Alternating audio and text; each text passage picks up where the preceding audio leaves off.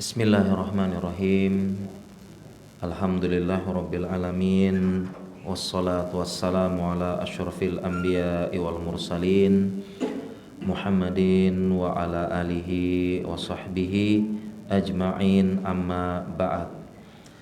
Baik para akhwat, para muslimah yang semoga dirahmati dan disayangi oleh Allah Subhanahu wa taala. Assalamualaikum warahmatullahi wabarakatuh. Alhamdulillah, segala puja dan puji kepada Allah. Salawat dan salam kepada suri teladan kita Nabi Muhammad sallallahu alaihi wasallam. Insyaallah pada kesempatan pagi hari yang penuh berkah ini kita akan membahas fikih kontemporer terkait dengan skincare dan kecantikan para wanita. Dan alhamdulillah ini saya menyusun e-book ya. Ini e-booknya sudah di-share ya berarti ya. E-booknya itu ada e-book gratis, bisa di-share. Dan memang e-booknya ini judulnya Fikih Skincare dan Kecantikan Kontemporer. Ini aslinya e-book untuk daurah ya. Jadi ini materi daurah terkait dengan skincare dan kecantikan kontemporer ini. Dan daurahnya dari pagi sampai sore. Total ada 3 pertemuan. Nah sekarang hanya 1 pertemuan ini. Tadi kita sempat diskusi sedikit. Mungkin kita perbanyak tanya jawab mungkin ya. Jadi nanti saya akan paparkan buku ini secara umum ya. Kemudian nanti para muslimah, para akhwat ingin bertanya bagian yang mana, maka nanti kita akan jelaskan lebih rinci insyaallah. Baik, kita mulai dulu ya insyaallah.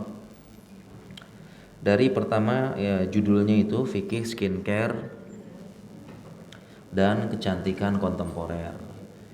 Jadi memang kalau kita membahas tentang skincare sangat banyak jenisnya. Insyaallah ibu-ibu lebih paham. Tetapi yang namanya skincare ini terus berkembang. Dan metode untuk mempercantik diri semakin berkembang terus, bahkan tidak akan ada habisnya ya.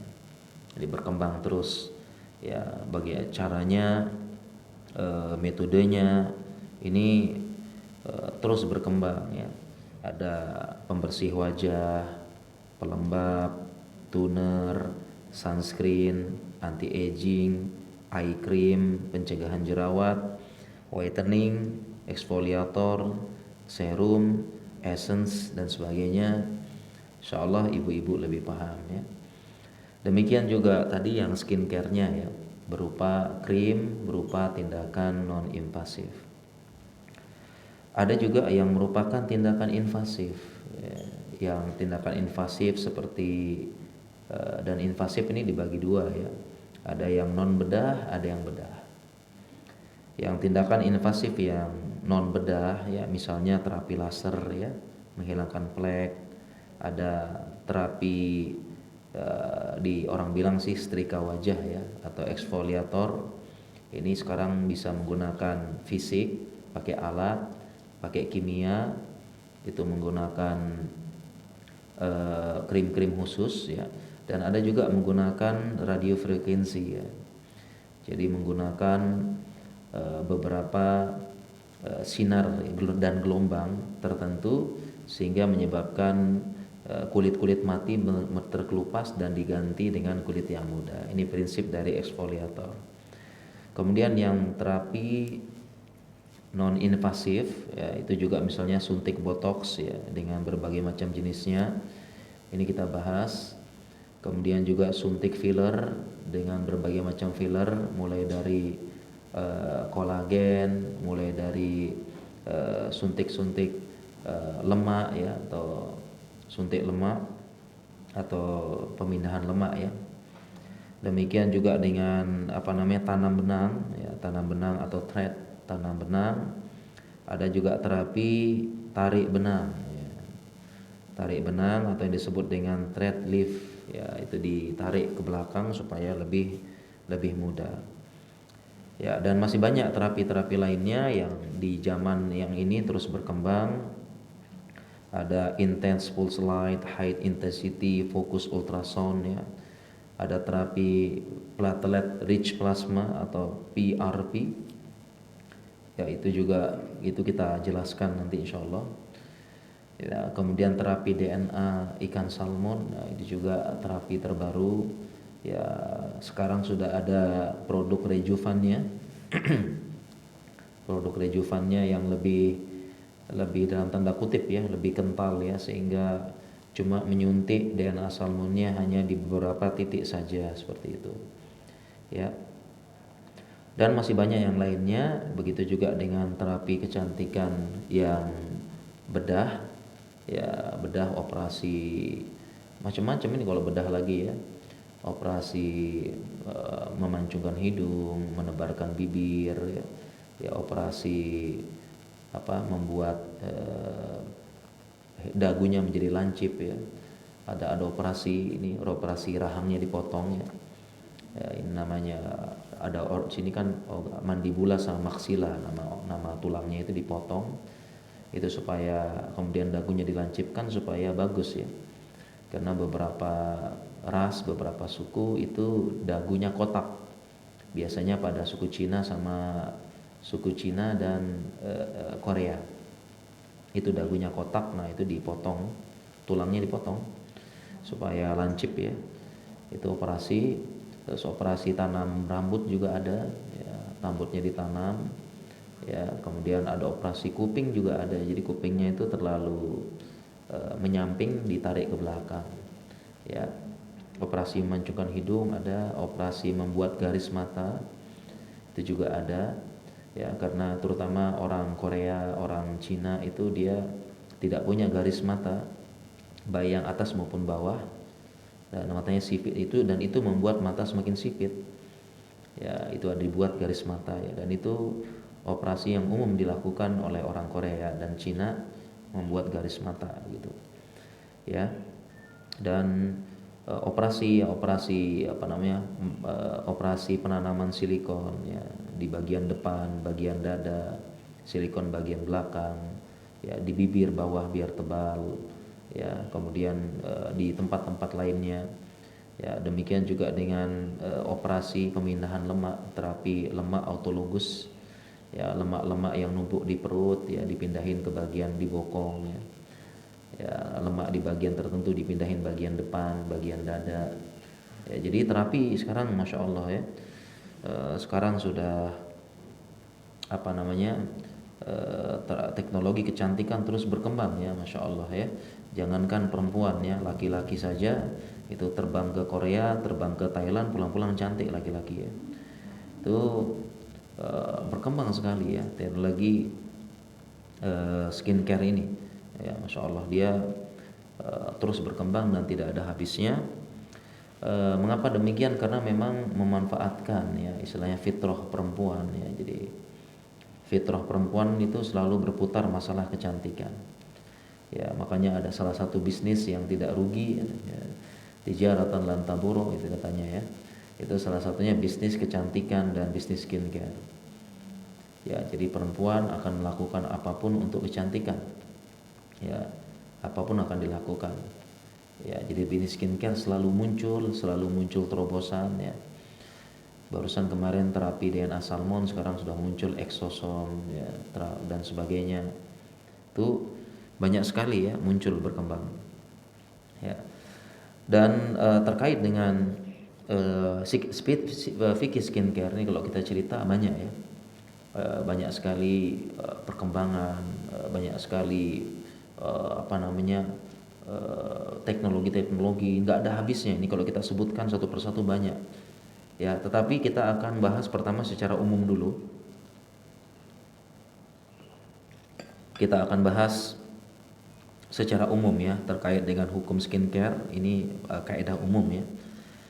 Dan nanti mungkin kita perbanyak tanya jawab saja mungkin ya, karena banyak sekali pembahasannya ini. Kita bahas botox saja lama, bahas filler, bahas tanam benang, bahas terapi platelet rich plasma atau terapi pamphire facial gitu katanya.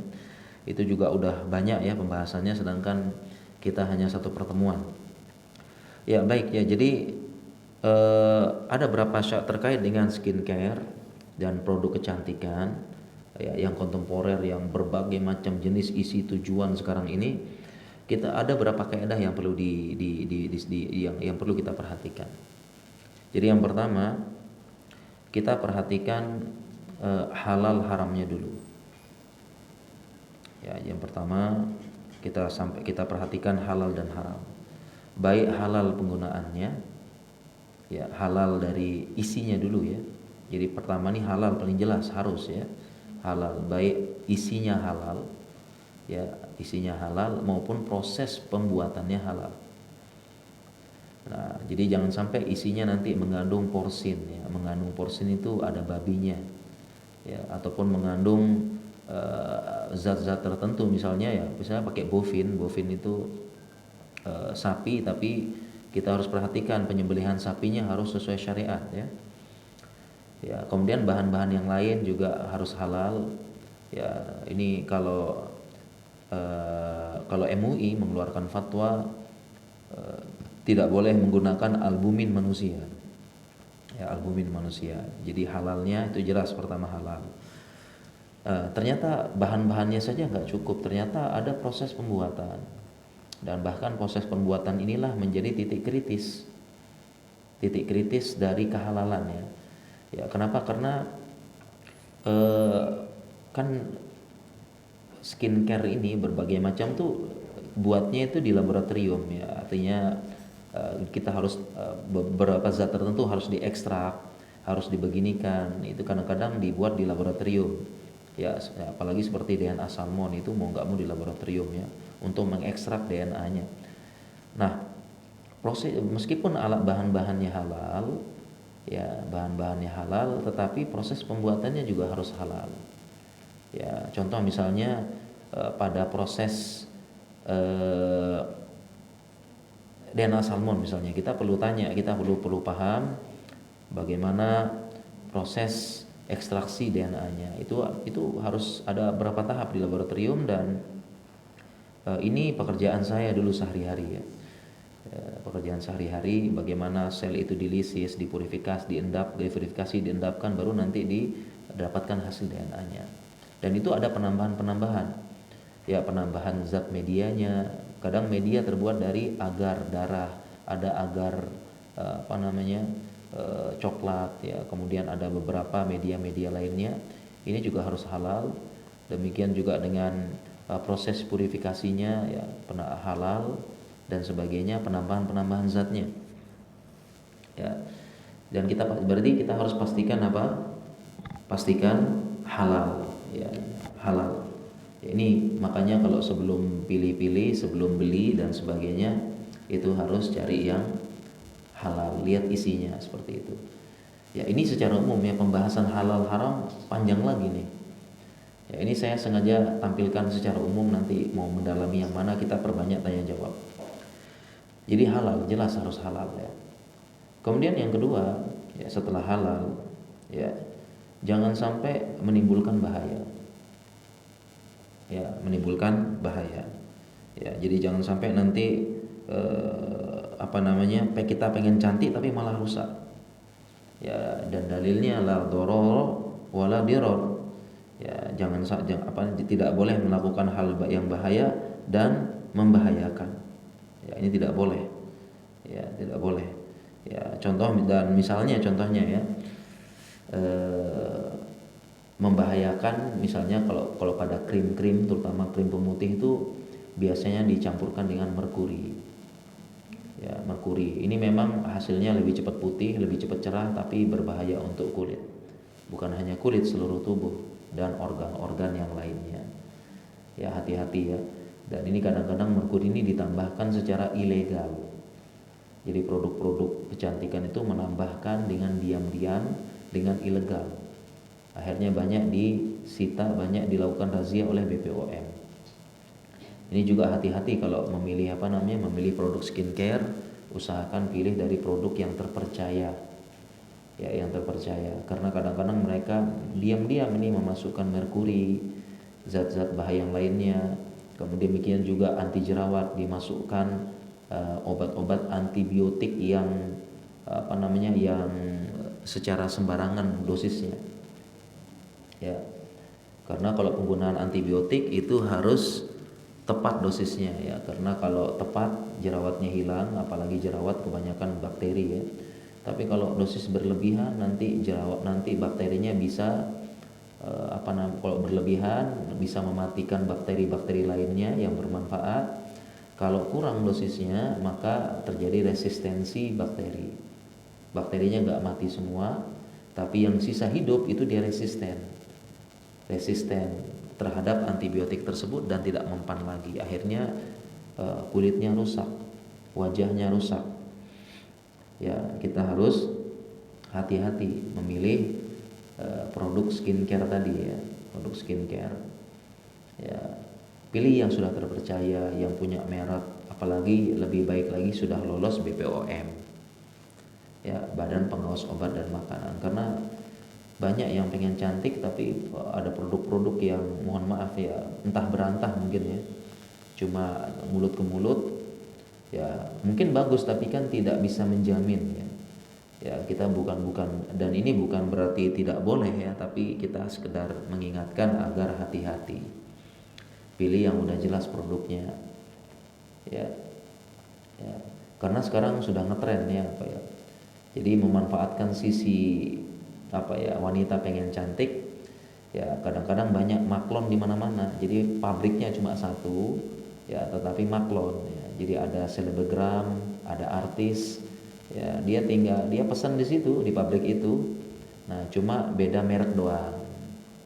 Ya, aslinya harganya cuma 20.000, 30.000. Nah, karena dikasih label artis, dikasih label siapa tuh modelnya Instagram selebgram. Nah, dikasih ya, jadi dia tuh dikasih ini saya selebgram, ya. Nah, harganya bisa jadi ratusan ribu.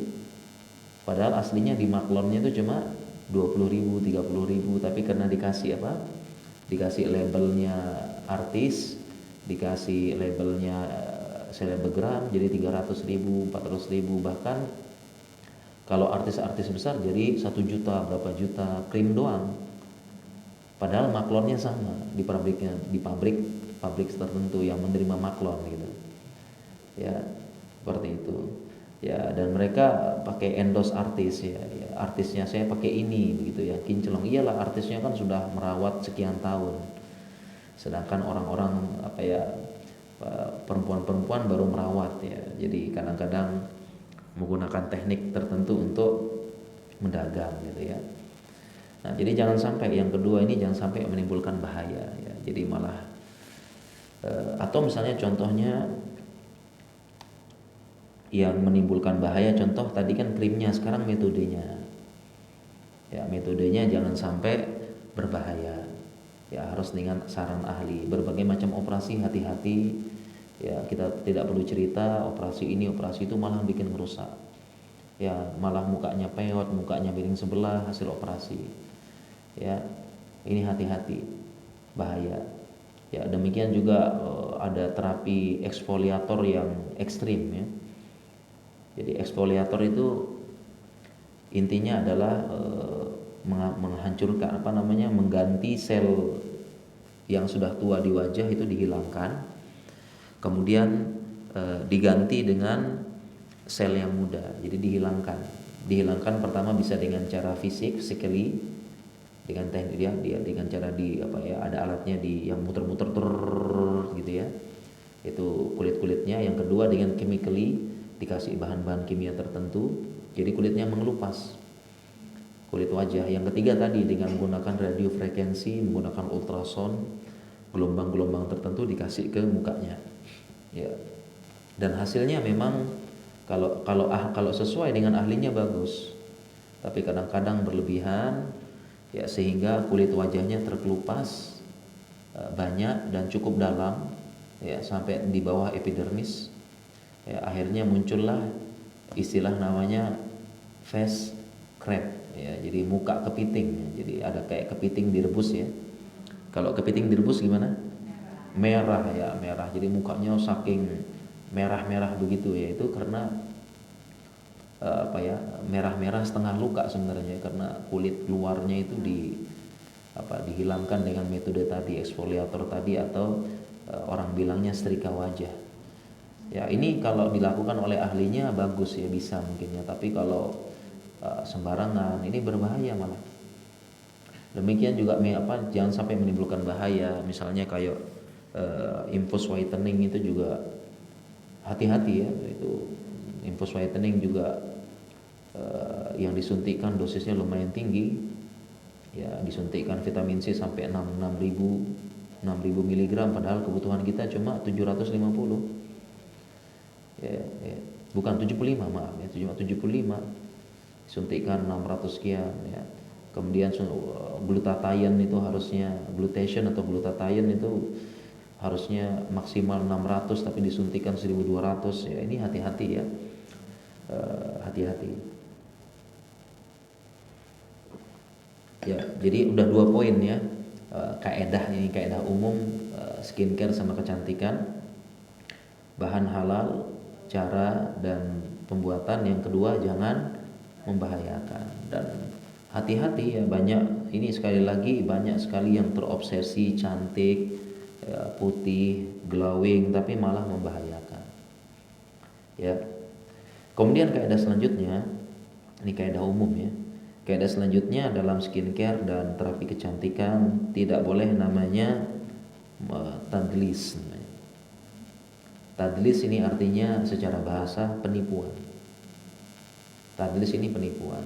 Maksudnya apa? Tadlis ini penipuan. Maksudnya tidak boleh merubah total, merubah dengan perubahan yang ekstrim. Ya, contohnya misalnya seharusnya dia itu umurnya 50, tapi dilakukan terapi, skincare, operasi, akhirnya dia penampilannya seperti 25 tahun. Ini dalam Islam disebut tadlis, menipu. Ya, bahkan ilat alasannya seseorang itu tidak boleh pakai rambut sambungan dan sebagainya, alasannya kena tadlis ini, menipu. Ya, orang mengira rambutnya lebat padahal tidak. Ya, memakai rambut sambungan, kan perempuan dalam hadis disebutkan la'anallahu al-musilat wal mustausilat. Allah melaknat wanita yang menyambung rambut dan minta disambungkan rambut. Dan alasannya atau ilatnya disebut karena ini menipu. Ya, menipu, harusnya dia pendek tapi kan panjang. Nah, apalagi tadlis yang ini ya, di zaman modern ini ya, usianya 450 ya, dia pakai terapi ekstrim, operasi ekstrim, tampilannya seperti 25 tahun. Ini ada nggak kira-kira nih ibu-ibu? Ada nggak yang seperti ini? Ya ada ya. Tadi kita bilang tadi, jangankan perempuan, laki-laki aja terbang ke Thailand pulang-pulang cantik. Nah, ya, jadi jangan sampai tadlis. Ya, jangan sampai tadlis. Ya, dan apa namanya? Tapi kalau bedanya itu masih wajar gitu ya. Bedanya wajar ya. Mungkin 5 atau 10 tahun itu pun karena perawatan, pola hidup yang bagus. Ya, kemudian apa namanya? Pola makan yang bagus, rajin olahraga, sehingga dia tidak cepat tua mukanya ya, maka ini boleh ya, boleh ya, karena ada orang memang yang mereka pola hidupnya bagus apa, sehingga ya tidak cepat tua ya, lebih fresh, lebih muda kelihatannya ini, maka ini boleh ya. Tetapi kalau tadlis maka tidak boleh. Dan tadlis ini juga sisi tidak bolehnya, pertama merubah ciptaan Allah. Tidak boleh dalam Islam. Fala amrunahum falyughayyirunna khalqallah. Ini ayat yang dijadikan dalil para ulama, tidak boleh mengubah ciptaan Allah. Ya, ini tadlis enggak boleh. Kemudian sisi yang kedua, kenapa tidak boleh tadlis? Ya, kenapa? Karena hakikat dari tanda-tanda penuaan sebenarnya itu adalah sunnatullah dan peringatan dari Allah. Ya, jangan sampai seseorang itu lupa dia itu mau tua. Jangan sampai dia lupa tua kemudian mati, dan jangan sampai lupa mati. Oleh karena itu beberapa syariat ya, Sampai-sampai misalnya kalau muncul apa namanya? Muncul uban, ya tidak boleh dicat dengan warna warna hitam. Kenapa? Ya, Nabi SAW bersabda, "Istanib as-sawad." Ya, jauhilah warna hitam. Kenapa tidak boleh dicat dengan warna hitam? Ya, supaya dia teringat bahwasanya memang dia sudah mulai tanda-tanda, sudah mulai tua, sudah siap-siap kehidupan akhirat, kehidupan yang selamanya. Sudah mau tua, udah tambah bekal akhirat.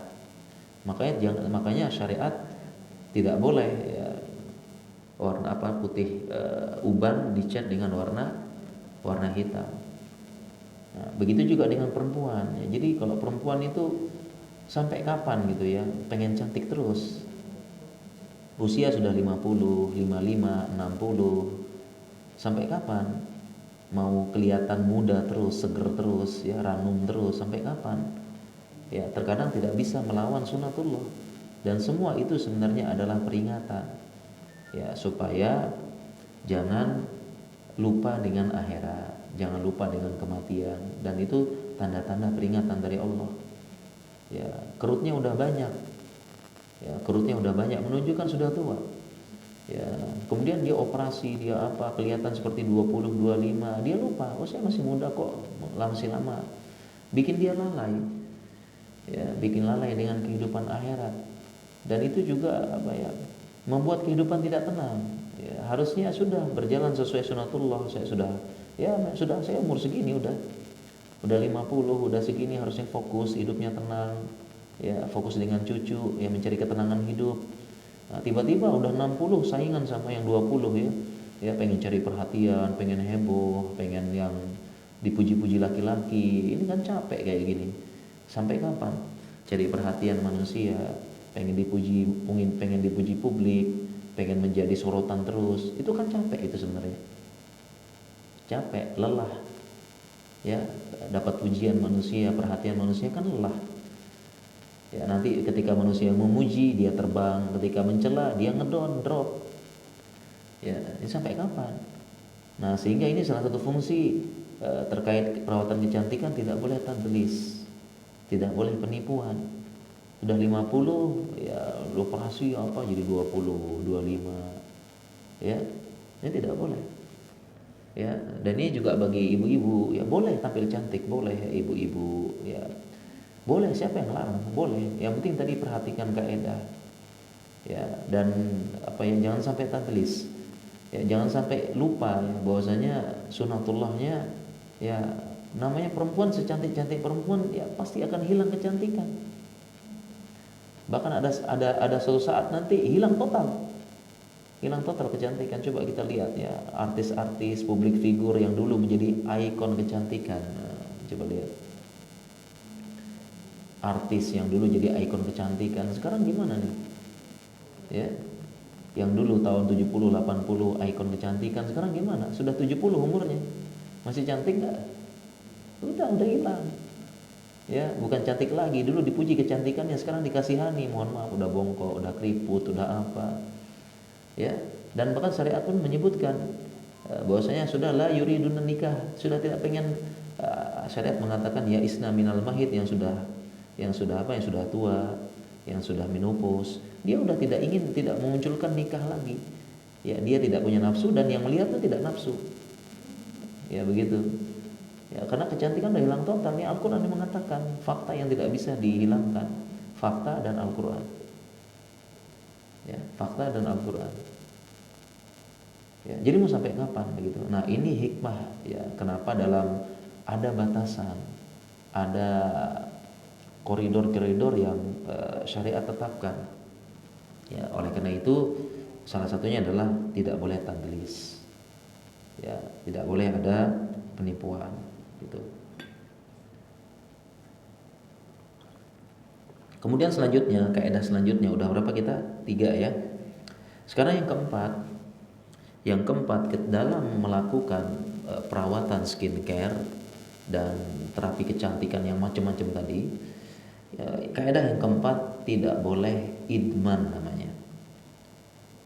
Tidak boleh apa? Idman terjemahnya artinya ketergantungan. Tidak boleh atau kecanduan. Idman. Ya, tidak boleh ketergantungan, tidak boleh kecanduan. Nah, sekiranya produk tersebut atau metode tersebut membuat ketergantungan, membuat kecanduan, maka lebih baik dihindari.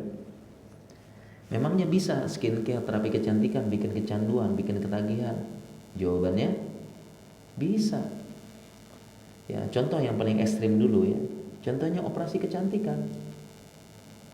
Operasi ini bikin ketagihan. Makanya kalau kita baca berita ada orang ketagihan operasi ya.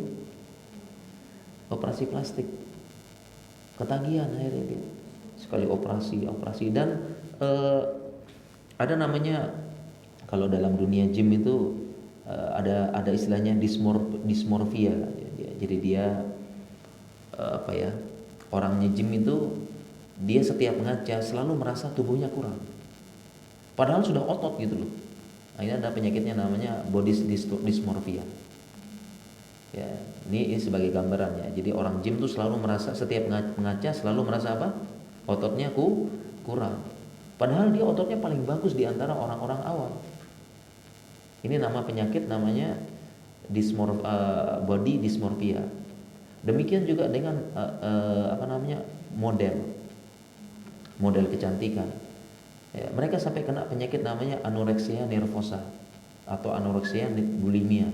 Sebenarnya model itu sudah kurus bagus, tapi setiap ngaca dia merasa kurang kurus, masih kurang kurusnya, masih gemuk, kurang kurus. Akhirnya dia terkena penyakit anoreksia nervosa. Dia makan dikit sekali. Atau yang parah namanya anoreksia bulimia. Setiap makan dia sentuh tenggorokannya dia muntahkan. Nah, sehingga dia coba lihat ada ya, coba sekarang di search ya, di search bisa model-model yang terkena penyakit anoreksia nervosa, kurus kering. Kenapa? Karena dia begitu melihat kaca dia merasa padahal dia sudah kurus paling bagus, tapi merasa kurang, masih kurang kurus, masih kurang kurus. Demikian juga dengan binaraga, dia udah paling bagus ototnya di antara orang lain, tapi dia merasa kurang, akhirnya suntik steroid. Ya, suntik steroid supaya ototnya ngembang, dan itu bahaya. Ya, kecanduan nih, seperti itu. Ini bahaya. Demikian juga perempuan sebenarnya ya, setelah operasi plastik dia sudah mancung hidungnya, udah bagus ya, tapi karena tadi ada penyakit ya, penyakit mental, nggak puas, nggak apa, ketergantungan, akhirnya dia operasi lagi hidungnya, ininya operasi, dan lama-lama setelah operasi malah jelek kayak alien malah ya. Coba aja lihat berapa body figure ya, malah lebih cantik sebelum operasi malah. Kenapa? Karena kecanduan tadi.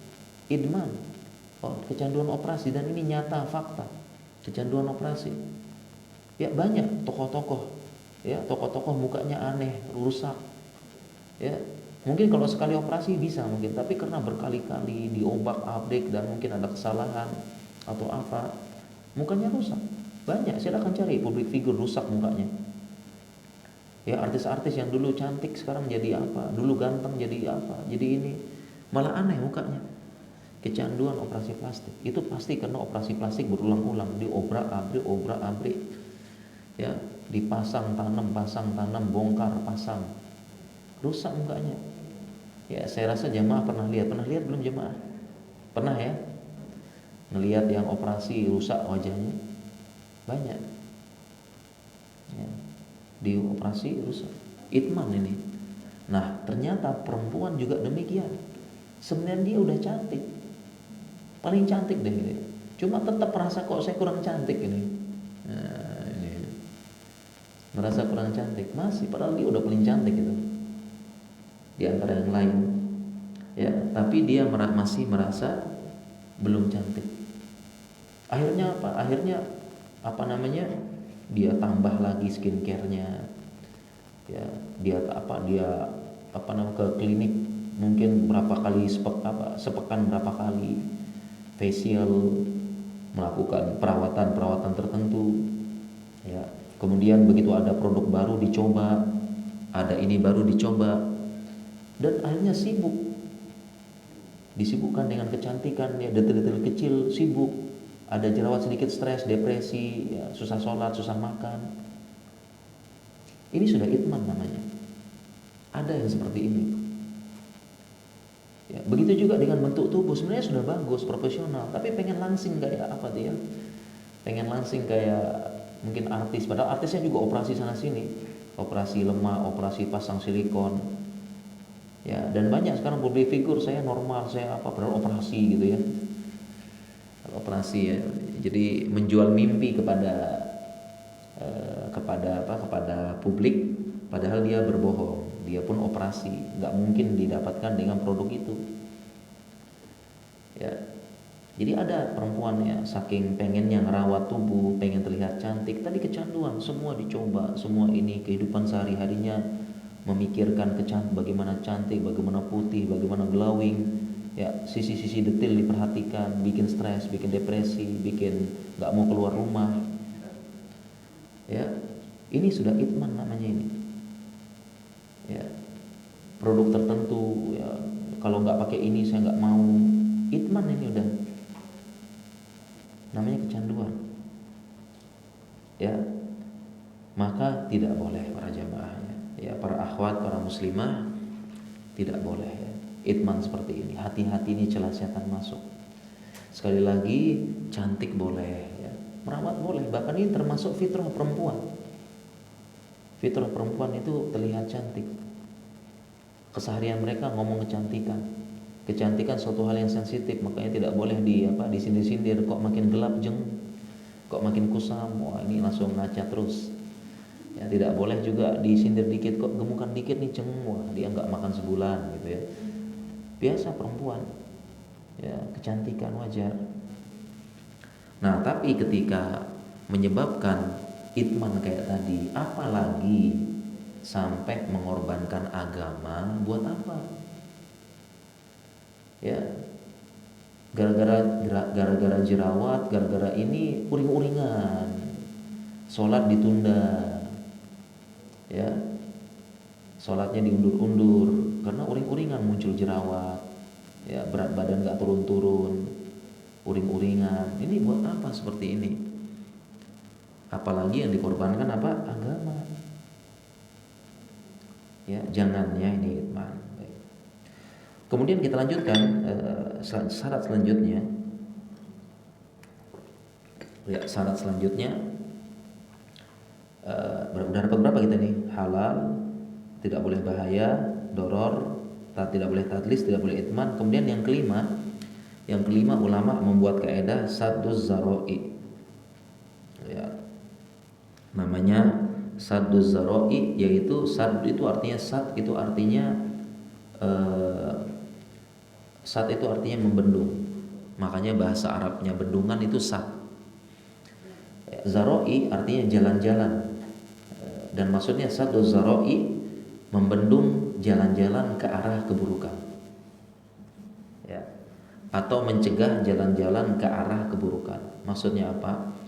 Jadi ketika pengen cantik, pengen glowing, pengen putih, ya, pengen terlihat wah, ya, kemudian dalam penggunaan tersebut, ya, kalau dirasa ini baru ngerasa, ya, melalaikan dunia, melalaikan akhirat, bikin sombong. Nah, kalau laki-laki itu sombong dengan kekayaan, perempuan sombong dengan kecantikan. Ini hati-hati. Ya, kalau laki-laki sombong dengan kekayaan, perempuan sombong dengan kecantikan. Ya, bahkan perempuan ini dia itu lebih cantik di depan sesama perempuan daripada di depan suaminya. Ya, karena mereka perempuan itu kalau sudah ngumpul itu, ya bagaimana dia yang paling cantik. Ya, jadi kalau misalnya ada acara, misalnya mau keluar sama suaminya, dandan seperlunya. Tapi kalau keluar mau ketemu ahwat-ahwat, ketemu ibu-ibu, wah itu dandannya harus paling bagus, bajunya paling bagus. Ya, ini ibu-ibu, ya mbak-mbak perempuan. Ya, justru dia siapa paling cantik, siapa paling bagus bajunya. Nah, ini hati-hati, ya, karena sangat berpotensi menyebabkan kiber, kesombongan. Makanya ada ulama buat kaidah sadduz zara'i tadi, yaitu mencegah ke arah keburukan. Nah, kalau sekiranya ya menggunakan produk ini kemudian melakukan terapi ini, lebih banyak dirasa lebih banyak madorotnya daripada maslahatnya, ditinggalkan. Kita tutup dulu jalannya. Walaupun ya bahannya halal, tidak bahaya, tidak itman, kemudian tidak juga tadlis, tetapi setelah ditimbang-timbang kok lebih banyak madorotnya ya daripada maslahatnya ya. Waktu habis, konsentrasi begini, konsentrasi jadi buyar, waktu untuk anak berkurang atau apa. Nah, kalau sudah seperti ini, sadduz zara'i, dipotong jalannya. Lebih baik nggak usah. Ya. Walaupun halal, walaupun boleh. Dan semua tadi terpenuhi. Lebih baik sadduz zara'i cukup. Ya, daripada nanti ke depannya runyam. Karena kalau sudah terjun ya ngalir terus. Ya, terjun ngalir terus, ini bahaya. Jadi ibu-ibu, nah ini yang poin kelima ini benar-benar dipertimbangkan ya. Ya, apa metode ini, misalnya mau operasi, mau apa, mau ini ya, ataupun menggunakan produk ini, produk ini, karena ada yang mahal, ada yang murah ya. Ya, jadi produk kecantikan dari yang 10 juta sampai ada ya, klinik apa namanya? Tempat facial atau klinik kecantikan yang sekali datang 100.000 kalau udah nggak ada yang 100.000 ya. Sekarang udah mahal-mahal ya, 500, 600 sampai yang ratusan juta ada. Sekali masuk ratusan juta itu ada. Nah, coba ditimbang-timbang ya maslahat mafsadahnya. Walaupun sekali lagi tadi semuanya boleh. Ya, bahan halal, tidak bahaya, kemudian tidak tadlis, tidak idman. Nah, tapi kalau memang ditimbang madorotnya lebih banyak ya, meskipun belum terjadi ya, lebih baik sadduz zara'i sudah cukup.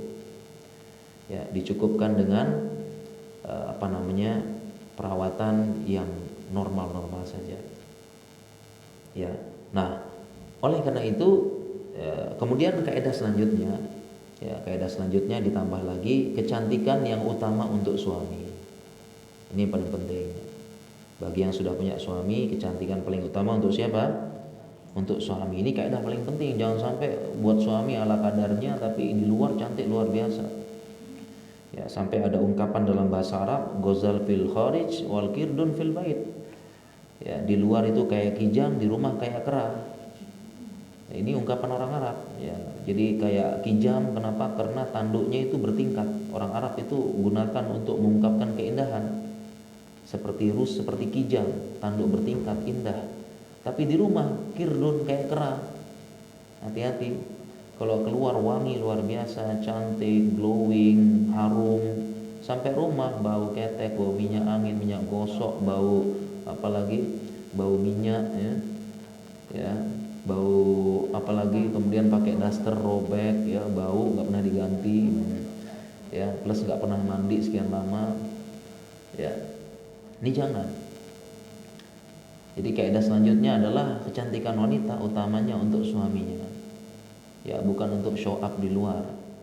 Ini kaidah selanjutnya ya. Oke, seperti itu. Nah, kemudian ini karena udah jam 11 saya tutup ya. Nih, kita perbanyak tanya jawab aja ya. Udah jam 11. Saya tutup dengan dua saya tutup ya. Jadi pertama tadi kan apa namanya tentang kecantikan ya. Jadi ini kalau bicara tentang produk-produk kecantikan, saya punya teman dokter. Jadi ada teman sejawat saya dokter apa namanya dokter kulit ya. Dia mengatakan inti perawatan kulit itu 3 ya. Perawatan kulit itu intinya 3. Pertama, rajin cuci muka. Yang kedua, pakai pelembab. Yang ketiga, menggunakan sunscreen meskipun dalam ruangan. Karena kita di daerah tropis. Jadi sekali lagi inti perawatan kulit itu 3 katanya. Yang lainnya tambahan. Artinya basicnya ini kalau dikuatkan rajin, insya Allah glowing. Rajin cuci muka, ya bahkan sebelum tidur. Yang kedua pakai pelembab, ya karena kita ini kering. Yang ketiga pakai sunscreen meskipun dalam ruangan karena kita di daerah tropis. Nah, kalau 3 ini rutin katanya, rutin dan rajin, apalagi sebelum tidur, ya insya Allah kulitnya glowing. Dan ini semua tidak mahal. Ya, jadi tidak harus yang macam-macam ya. Katanya begitu sih wallahu alam ya. Oke, katanya begitu. Suami dengar senang, suami senang dengarnya kan murah soalnya. Ya kan? Dan yang terakhir ini terakhir penutup karena udah jam 11 ya, nanti perbanyak tanya jawab. Yang terakhir adalah saya pengen jelaskan ini di buku ini ya, di buku ini definisi cantik. Definisi cantik menurut syariat. Jadi ibu-ibu kan pengen terlihat cantik. Ya, karena katanya karena katanya cantik relatif, jelek mutlak katanya gitu. Katanya sih nggak tahu ya. Ya, cantik relatif katanya. Jadi cantik begini, begini, begini. Nah, makanya karena cantik relatif, maka kita pakai definisi cantik menurut syariat. Ya, apa definisi cantik menurut syariat? Berdasarkan hadis Nabi Shallallahu Alaihi Wasallam, ya beliau bersabda, salah satu ciri perempuan yang cantik yaitu idza nadhara ilaiha sarrathu. Kalau dilihat menyenangkan. Jadi kalau dilihat menyenangkan, ini definisi cantik menurut syariat. Kalau orang melihat itu menyenangkan. Dan tentu kalau melihat pasti melihat wajah. Dan inilah definisi cantik menurut syariat. Ya, karena kenapa? Ada mungkin istri yang cantik, yang putih glowing, ya, tapi dia akhlaknya buruk, adabnya buruk, maka orang nggak mau lihat mukanya, nggak mau dilihat mukanya. Bahkan banyak public figure, artis, selebgram cantik, tapi diceraikan sama suaminya. Suaminya ceraikan. Ini bukan cantik secara syariat. Ya, ataupun dia memang cantik glowing, tapi pas kumpul-kumpul dengan ibu-ibu, kumpul dengan akhwat, ya akhlaknya buruk, lisannya pedas, ya suka nyindir-nyindir, perilakunya menunjukkan dia sombong. Meskipun cantik luar biasa, nggak ada yang mau lihat. Bahkan setiap lihat wajahnya malah orang sakit hati, marah. Ini bukan cantik, bukan cantik ini secara syariat. Ya, bukan cantik secara syariat. Ya, bahkan ada orang yang mungkin wajahnya biasa aja, wajahnya biasa, katanya sih wajahnya B aja katanya, wajahnya biasa aja, tapi karena dia akhlaknya bagus, murah senyum, membantu orang, ya, kemudian juga tutur katanya baik, maka orang suka ngobrol sama dia, suka ngumpul. Dan ketika orang ngumpul kan yang dilihat wajahnya ya, kalau ngobrol yang dilihat wajahnya, orang senang lihat wajahnya. Ya, dan ini dalam definisi syariat ini termasuk cantik. Ya, dalam definisi syariat ini termasuk cantik.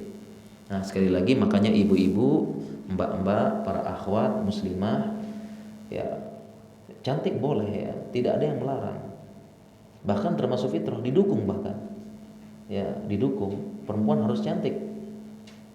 Ya, tetapi ada batasan-batasannya. Ada koridor-koridornya, dan itu semua untuk kebaikan para perempuan, untuk kebaikan para perempuan. Diatur sama Islam bukan buat siapa-siapa, untuk perempuan sendiri. Ya, kemudian yang paling penting ya, yang lebih utama mencari kecantikan secara agama.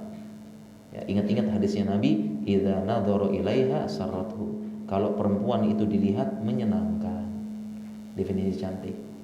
Ya. Oke, baik, mungkin demikian materi yang bisa kita sampaikan ya, ibu-ibu, mbak-mbak, akhwat, para muslimah. Ya, dan bisa dilihat di bukunya itu, ini tentunya tidak bisa kita bahas semua ya. Buku saku yang saya share ini bahan daurah ya. Dan insya Allah bisa dilihat di situ ya, kira-kira pembahasan mana yang pengen dibahas lebih detail, pertanyaan lebih detail, kami persilahkan ya. Silahkan kalau ada pertanyaan, mudah-mudahan saya bisa jawab. Ibu-ibu akhwat ada yang bertanya? Angkat tangan yang bertanya.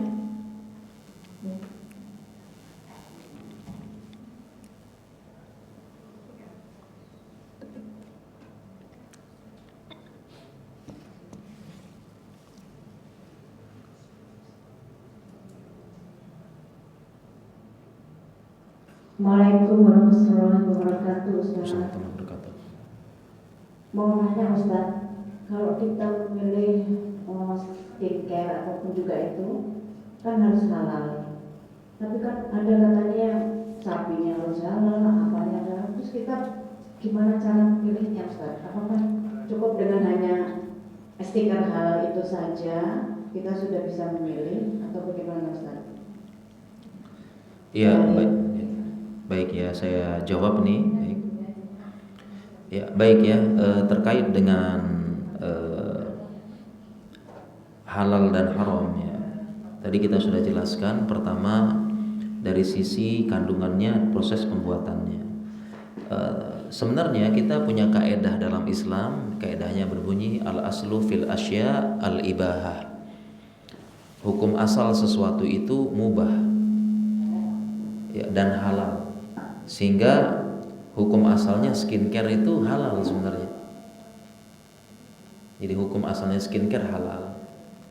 Ya, jadi kalau ada skincare datang ke kita, hukum asal halal. Kalau pengen bilang haram, perlu datangkan bukti, bayyinah. Ya, bukti yang nyata. Nah, sehingga kalau ada sesuatu hukum asalnya halal, silahkan pakai. Ya, silahkan pakai gitu. Ya, kemudian yang mengatakan haram itu harus datangkan dalil, buktinya apa. Dan itu tidak boleh dengan katanya. Misalnya, oh, jangan-jangan disisipkan, jadi pakai suuzon itu nggak boleh. Karena hukum beda dengan prasangka. Ya, sebagaimana kaidah berbunyi al-yaqinu la yazulu bisyak. Ya, suatu yang yakin tidak bisa hilang dengan keraguan. Ya. Jadi tidak boleh hanya sekedar katanya, jangan-jangan, tidak boleh, harus bukti nyata. Mana buktinya ini mengandung hal yang haram. Jadi kita, dan menunjukkan agama Islam itu mudah. Hukum asalnya halal. Kalau mau bilang haram, mana buktinya? Ya. Dan kemudian tipsnya adalah kalau memang sudah lolos BPOM, alhamdulillah itu sudah aman insya Allah.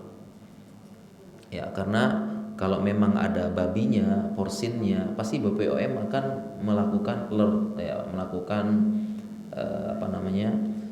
ditulis di situ. Ya, jadi kalau mau aman sudah lolos BPOM, ya itu lebih aman lagi seperti itu. Ya, jadi mungkin demikian insyaallah untuk jawabannya insyaallah.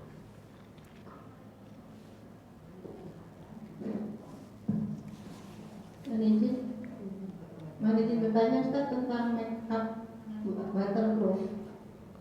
Di buku ini kan ada make up tebal yang menutup lapisan dan make up tipis yang tidak menutup lapisan.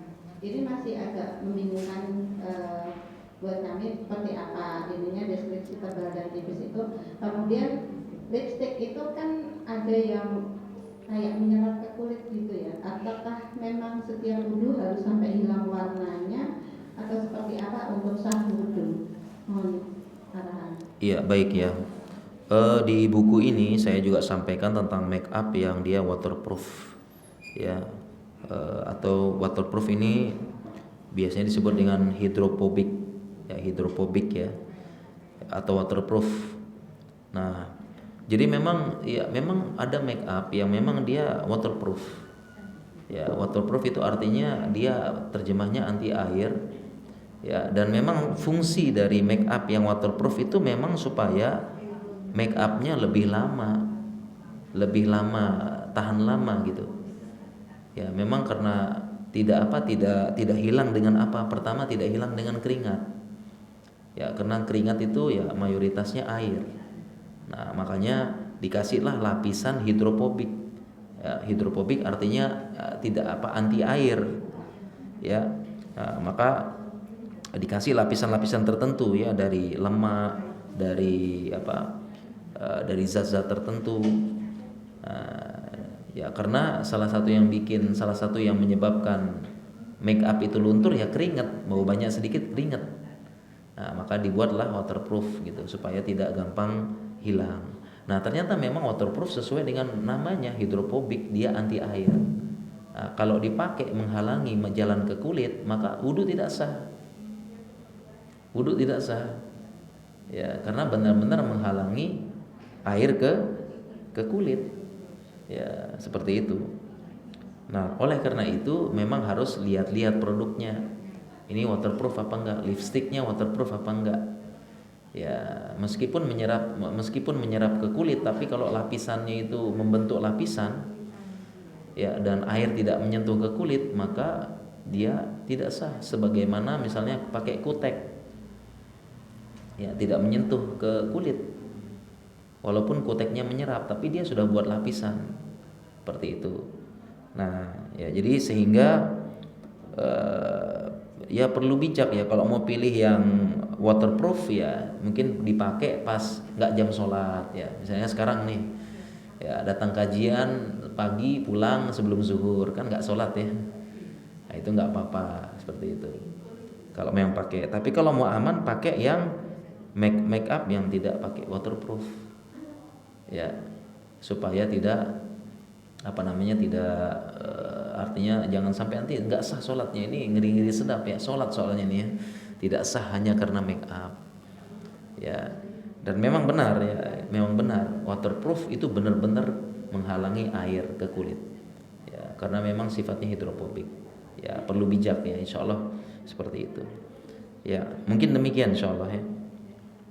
Assalamualaikum Ustaz. Bismillah. Saya mau tanya mengenai transplantasi rambut untuk yang botak. Biasanya bapak-bapaknya ada yang botak seperti itu, terus dia mau menanam rambut dari rambutnya sendiri, itu gimana Ustaz? Halal atau tidak? Terima kasih.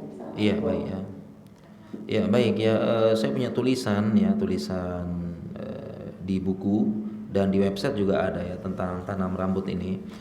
Ya, jadi intinya tanam rambut ini memang ini banyak salah paham. Kesimpulannya tanam rambut boleh. Ada fatwa ulamanya boleh. Yang tidak boleh adalah menyambung rambut. Ya tadi la'anallahu wasilat mustausilat. Ya, menyambung rambut tidak boleh. Tetapi kalau menanam rambut itu boleh karena itu termasuk terapi. Termasuk terapi. Ya, termasuk terapi ini boleh. Ya, termasuk terapi mengobati. Kalau mengobati boleh. Ya, menanam rambut termasuk terapi pengobatan. Maka tanam rambut boleh, tapi kalau menyambung tidak boleh. Ya, dan ini banyak fatwa ulama saya terjemahkan. Ya, contohnya ada fatwa dari Syekh Muhammad bin Sulaiman, Syekh Utsaimin. Ya, beliau ditanya tatimu zira'atu sya'r al-musab bis-shalah. Ya, ada orang yang dia melakukan terapi nanam rambut karena dia sholat, dia botak, atau bahasa medisnya botak ini alopecia. Ya, namanya ada alopecia baik total maupun parsial. Ya, alopecia. Wa zalika bi akhdhi sya'ri min khalfir ra's, diambil rambut dari bagian belakangnya, wa kemudian zara'aha fil makanil musab, kemudian ditanamkan di tempat yang botak tadi. Ini namanya terapi autologus. Ya, jadi organ sendiri diambil dipindahkan ke tempat yang lain. Ya, fal yajuzu haza, maka jawaban Syekh Muhammad bin Sulaiman, na'am yajuzu, boleh. Boleh menanam rambut. Lianna hadza min babir radhi ma khalaqallahu azza wa jalla, ini termasuk mengembalikan ciptaan Allah karena aslinya ada rambutnya. Walaysa min babit tajmil, bukan termasuk menambah kecantikan, wa ziyadah, menambah kecantikan. Ini boleh dan ini termasuk mengobati. Ya, dan ini termasuk apa? Mengobati. Ini terapi ini. Kalau mengobati boleh. Ya, mengobati boleh ya. Ini boleh. Demikian juga fatwa Syabakah Islamiyah, fala mani asyar'an min zira'ati min zira'ati syi'ri ya liman ihtaja lidzalika bisababi shalah al-adi aul marad. Ya, tidak apa-apa, tidak ada larangan dalam syariat terapi menanam rambut ya bagi yang membutuhkan, baik karena botaknya penyakit atau botaknya karena alami. Ya, jadi boleh ya insyaallah. Terapi tanam rambut boleh insyaallah. Assalamualaikum warahmatullahi wabarakatuh. Ustaz mau nanya, kalau treatment PRP itu gimana ya hukumnya ya? Kan itu menggunakan darah. Minta bisa diulang?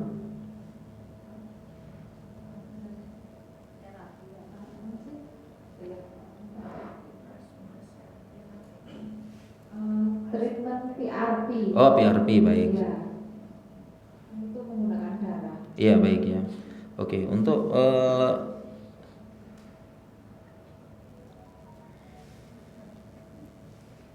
ya baik untuk terapi PRP ya. Terapi itu ulama ikhtilaf ya. Jadi di buku itu ada kalau nggak salah ya. Coba kita cek dulu. Di buku ini halaman berapa tuh? Saya tulis ya, di buku itu ada ya. Ada nggak di buku itu? Ya.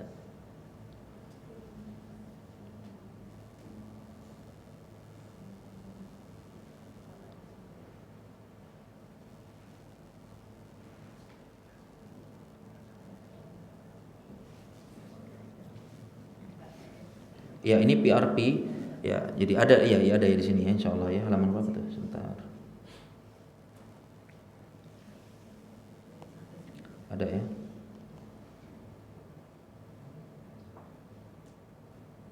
Ini. Halamannya, Ustaz. Ya baik ya. Ini. Untuk halaman berapa, Ustaz? Ini saya tulisin. Ini apa nama plasma darah. Nama lainnya ya. Ya, kata kuncinya beda. Ya, baik. Oke, ini ada hukum penggunaan plasma darah. Nah, ini saya sebutkan ini halaman 29 di buku itu. Halaman 29 ya, hukum menggunakan plasma darah untuk kecantikan. Ya, memang namanya plasma darah namanya PRP, platelet rich plasma. Nah, ini dia menggunakan bagian platelet rich plasma. Jadi ini kerjaan saya sehari-hari di bagian darah ya. Kita bisa memproduksi PRP. Ya, ada darah kita ambil, kita sentrifuge, nanti bagian tengahnya itu produknya PRP. Platelet tapi masih plasma tapi plateletnya masih banyak. Ya, atau nama lainnya Vampire facial ya. Vampire ya. Facial ini nama lainnya. Di sini pembahasan panjang sekali pembahasan di sini. Jadi intinya ada dua pembahasan. Pertama, hukum darah manusia najis apa enggak. Ya, kemudian yang kedua hukum berobat menggunakan darah. Nah, di situ saya sampaikan darah manusia najis apa enggak. Ya, darah manusia najis apa enggak. Itu ikhtilaf ulama. Ya, ulama di situ saya sampaikan dalil-dalil ya. Ikhtilaf ulama dalil darah najis apa enggak. Pendapat yang saya pegang darah manusia enggak najis. Jadi boleh apa enggak PRP? Nah, kita masuk yang kedua, hukum intifa'ud dam. Nah, hukum memanfaatkan darah. Nah, jadi saya sampaikan pendapat ulama tidak boleh menggunakan darah untuk berobat, apalagi terapi. Ya, tidak boleh menggunakan darah kecuali darurat katanya ini. Itu bisa baca ya. Ya juzu lil alili syurbul baul wa dam wal maitah litadawi. Ya, litadawi. Ya, idza akhbara at-tabibu muslim anna shifaahu fihi wa lam yajid minal mubah ma yaqumu maqamahu. Ini perkataan ulama, boleh berobat dengan kencing, darah. Ya, selama ada dokter muslim yang terpercaya untuk melakukan tersebut selama tidak ada yang lain yang mubah, darurat. Jadi hukum asalnya enggak boleh. Nah, sedangkan untuk selain PRP masih banyak yang lain. Berarti kan syarat tidak terpenuhi. Ini kan katanya malam yajid minal mubahi ma yaqumu maqamahu. Ternyata masih ada yang lain selain PRP ini. Nah, sehingga di sini saya ambil kesimpulan hukum asalnya tidak boleh. Ya, terapi kecantikan dengan plasma darah meskipun darah sendiri. Ya, dan fatwa MUI juga tidak boleh. Ya, hukum dan masih cari yang lain ya. Kalau bisa cari yang lain lebih baik. Wallahu alam ya, saya menyampaikan pendapat ulama seperti itu. Ya. Mungkin demikian insyaallah. Bismillah. Assalamualaikum warahmatullahi wabarakatuh. Izin bertanya Ustaz, tadi disampaikan 3 hal dasar agar wajah kondisinya baik, yaitu rajin cuci muka, pakai pelembab, dan memakai sunscreen. Nah, apakah memang merawat wajah itu menggunakannya adalah produk pabrikan gitu Ustaz? Apakah bisa menggunakan produk alami, misalkan saja bengkuang atau produk lain yang benar-benar dari alam gitu, apakah bisa atau memang tidak bisa? Ya, terima kasih. Assalamualaikum warahmatullahi wabarakatuh. Iya, perawatan kecantikan dengan produk alami ya. Kalau yang ini saya kurang tahu ya. Apakah bisa dengan alami? Maksudnya apa yang alami? Ya mungkin orang-orang dulu mungkin ya. Ya pakai apa tertentu. Walau alam saya kurang tahu ya. Kurang tahu, mungkin pakai pakai beras atau pakai apa dipupur ya. Pakai apa gitu, asalkan jangan bilang pakai air wudhu ya. Skincare saya air wudhu saja, enggak boleh ya. Wudhu itu untuk ibadah, bukan ini ya. Jadi ada ibu-ibu ditanya ya, karena kok bisa putih jeng saya mah, karena skincare saya air wudhu ya, jangan. Ya, apakah bisa yang alami gitu ya? Saya walau alam saya kurang tahu ya. Ini kan perlu tanya ahlinya. Saya bukan ahli kecantikan. Ya, jadi dan yang alami itu yang bagaimana dulu? Apakah murni alami gitu ya, beras ditumbuk, ya dipupuk ya? Ustaz, berarti kalau misalkan tidak risiko ketika di masa tua atau bagaimana Ustaz? Misalkan nanti di usia 50-an ada flek karena nggak pernah pakai pelembab, nggak pernah pakai sunscreen gitu, atau bagaimana? Ya itu dijauhkan Pak. Iya itu salah satu metode perawatan gitu ya. Salah satu metode perawatan. Kalau nggak pakai bagaimana? Berarti ya selama dia merawat yang lain dan sebagainya, ya itu mungkin belum tentu apa ya istilahnya ya beda, tentu beda yang merawat tidak dirawat gitu kan ya. Itu kan apa namanya salah satu metode perawatan dan berdasarkan penelitian. Ya berdasarkan penelitian. Ya. Jadi ya apakah ada bedanya nanti yang nggak pakai sama pakai? Mungkin ada gitu. Tapi ini kan salah satu faktor. Ada juga faktor lain ya yang faktor lain malas olahraga, stres gitu ya. Jadi salah satu ikhtiar pakai pelembab, pakai apa begitu. Itu salah satu ikhtiar ya. Dan itu bukan yang bisa juga melawat dengan yang lain, silahkan. Ya, mungkin pelembab yang lain ada atau intinya yang bisa menyebabkan kulit terjaga kelembabannya selain pelembab silahkan gitu. Ini kan salah satu cara. Ya, salah satu cara saja seperti itu. Ya, intinya selebihnya kembalikan kepada ahli ya. Saya kurang ahli nih. Makanya tadi saya menukil katanya teman saya ke dokter kulit gitu. Ya, bukan kata saya gitu ya. Seperti itu. Wallahu alam mungkin ya. Insyaallah.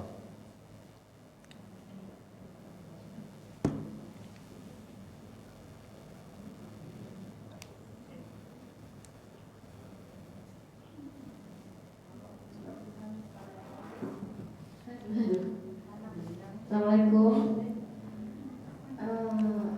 Ustaz, saya mau nanyain tentang hukum perawatan menggunakan injeksi DNA salmon. Itu kalau kata dokter katanya sih hal-hal aja, tapi gimana Ustaz kalau menurut Ustaz? Iya baik. Ya baik ya terkait dengan DNA salmon ya itu ya kita sampaikan tadi hukum asalnya halal. Hukum asal halal. Kalau kita mau bilang haram bukti mana dulu? Ya, jadi DNA salmon pertama dari kata-katanya menggunakan salmon ikan. Dan itu diambil dari sperma salmon. Diambil dari sperma ikan salmon dan semuanya halal. Ya, kan halal kan. Jadi produk laut, produk air halal. Hillu maitatuhu, tahurun wa hillu maitatuhu. Ya, bahkan dia mayatnya aja halal ikan. Jadi DNA salmon dia dipakai sperma salmon diambil ya diambil diekstrak DNA-nya halal. Demikian juga proses pembuatannya yaitu kita hukum asalnya halal sampai ada dalil yang bilang haram. Jadi kalau ditanya DNA salmon kita bilang hukum asal halal. Kalau mau bilang haram buktinya mana dulu? Nah, gitu ya. Dan tidak boleh pakai tadi, tidak boleh bilang apa jangan-jangan katanya, tidak boleh. Kalau bicara hukum harus pasti. Tidak boleh pakai prasangka. Ya, pakai sangka. Ya, jadi kalau kita bilang halal, halal. Yang bilang haram bukti mana dulu? Kan begitu. Ya, buktinya mana? Seperti itu ya. Jadi intinya dengan salmon seperti itu. Ya, kemudian yang kedua bagaimana? Ya ini mungkin ditanya kepada ahli kecantikan karena kalau setahu saya semua prinsip dari produk kecantikan ya prinsip dari video kecantikan itu adalah bagaimana pertama mencerahkan kulit dengan memaksimalkan produksi kolagen ya, memberikan kolagen dan memberikan anti aging.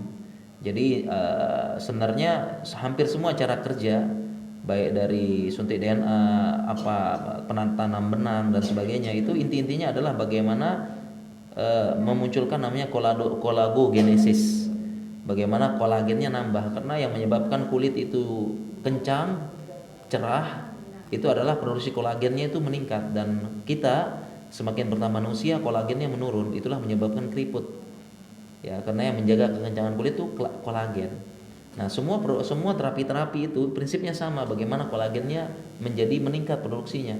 Ya, baik dengan dipicu dengan reaksi DNA maupun tadi dengan tanam benang, itu ini menyebabkan produksi kolagen meningkat. Ya, tapi intinya itu semua adalah bagaimana bisa istiqomah. Untuk terkait dengan hasil itu tanya pada ahli. Ya, tanya ahli. Tapi sampai sekarang saya masih setuju dengan teman saya itu. Ya, jadi inti dari semuanya itu adalah 3, rajin cuci muka sebelum tidur, ya, kemudian pelembab dan pakai sunscreen meskipun dalam ruangan. Wallahu taala alam. Mungkin demikian insyaallah.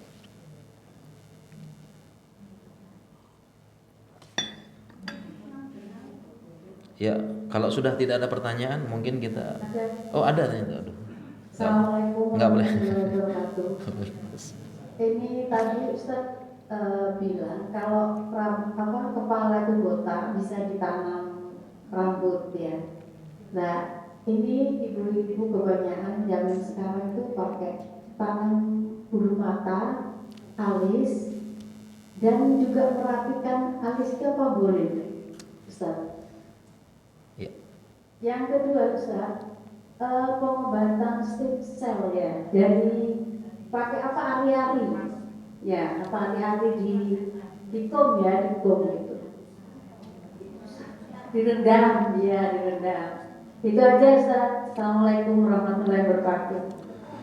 Ya, Waalaikumsalam warahmatullahi wabarakatuh. Iya, baik ya. Tadi tanam rambut itu boleh. Lalu bagaimana dengan perempuan? Yaitu mungkin tanam di bagian mata ya. Berat ini setahu saya namanya itu eyelash extension namanya, setahu saya ya. Namanya eyelash extension. Ya, jadi dia ini disambung sebenarnya, bukan ditanam. Ya, jadi eyelash extension itu bukan ditanam tapi disambung. Ya, karena bulu mata itu kalau mau ditanam operasi berat ya, karena dia tuh banyak hal-hal mikro di situ. Jadi setahu saya itu bukan tanam benang tapi itu disambung, namanya eyelash extension. Nah, dia disambung tapi menggunakan teknologi.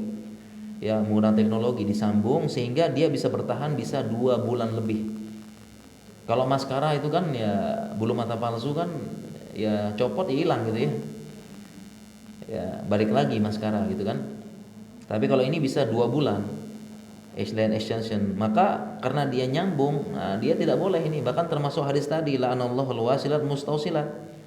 Allah melaknat wanita yang menyambung rambut. Dan ini semua rambut, bukan rambut kepala aja. Rambut mata pun, bulu mata disambung termasuk ayat ini, seperti itu. Ya, jadi ini tidak boleh. Bahkan dalam hadis disebutkan jazaran Nabi sallallahu alaihi wasallam antasilam ra'atu bi ra'siha syai'an. Nabi SAW melarang perempuan menyambung rambutnya dengan sesuatu apapun, dan disebutkan syai'an dalam ilmu kaidah fikih. Nakirah yufidul umum. Ya, ada kalimat konteks positif nakirah, kata-kata nakirah ini menyebutkan umum, apapun itu rambut yang disambung. Termasuk bulu mata. Ya, bulu mata itu tidak boleh. Jadi terapi eyelash extension itu tidak boleh. Ya, tidak boleh termasuk hadis ini seperti itu. Ya. Ini eyelash extension. Kemudian pertanyaan selanjutnya, terapi stem cell. Terapi stem cell juga ini saya punya tulisan terkait hal ini. Ya, stem cell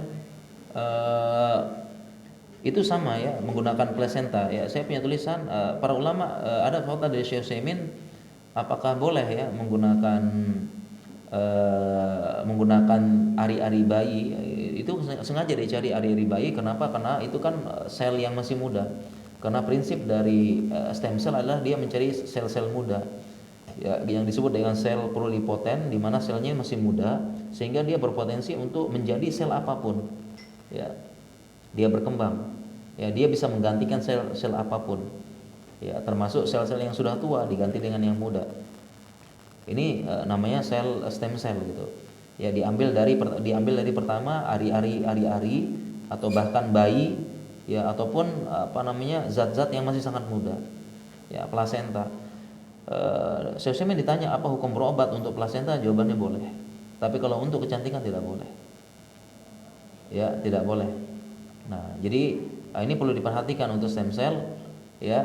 Dan kalau di fatwa dari MUI juga sama. Apalagi stem cellnya diambil dari jadi bisa stem cell diambil dari pertama plasenta, dari demikian juga dari janin. Ya, janin yang tidak sengaja tergugurkan daripada enggak diambil. Ya, karena itu diperkirakan mengandung sel muda atau sel pluripoten. Atau stem cell juga diambil dari sumsum tulang. Karena di sana diyakini di sumsum tulang itu banyak sel-sel pluripoten, karena produksi darah itu kan di sumsum tulang. Itu diambil dari situ. Nah, sehingga beberapa ulama kalau diambil dari darah, kembali lagi kayak tadi hukum darah, maka MUI tidak boleh. Seperti itu. Dan di sini ada syarat ketat, ada fatwa MUI ya, tentang penggunaan itu syaratnya ketat. Syaratnya sangat ketat. ya tentang stem cell ini ya. Dan kalau saya sih dari sisi kedokteran saya melihat stem cell ini penelitiannya masih butuh penelitian yang panjang. Ya, dia belum sampai tahap meta analisis, artinya belum final gitu ya. Belum final ya. Bahkan sebagian teman saya bilang ini sebagian mungkin ada yang misalnya ada teman saya saraf ya mengatakan stem cell bisa ngobati stroke, ini overclaim katanya. Overclaim. Tidak semudah itu teorinya sel mudah dimasukkan dia gantikan sel saraf. Ini kata teman saya yang saraf ya, seperti itu. Ya, jadi walau alam untuk stem cell ini untuk kecantikan ya kalau saya pribadi sih kalau istri saya minta saya nggak akan lanjutkan. Ini kalau istri saya minta ya. Ya karena itu pilihan pribadi ya. Allah Ta'ala mungkin demikian insyaallah. Ya. Baik, mungkin kita cukupkan ya para jamaah, para akhwat karena sudah 11:30 ya, kita siap-siap mau sholat zuhur. Saya juga siap-siap mau kembali. Ya mungkin demikian yang bisa kita sampaikan ya. Mudah-mudahan para akhwat, para muslimah ini bisa cantik lahir batin dan bisa menyenangkan suami dan mendapatkan ridho suaminya. Subhanakallahumma bihamdika asyhadu an la ilaha illa anta astaghfiruka wa atubu ilaik. Assalamualaikum warahmatullahi wabarakatuh.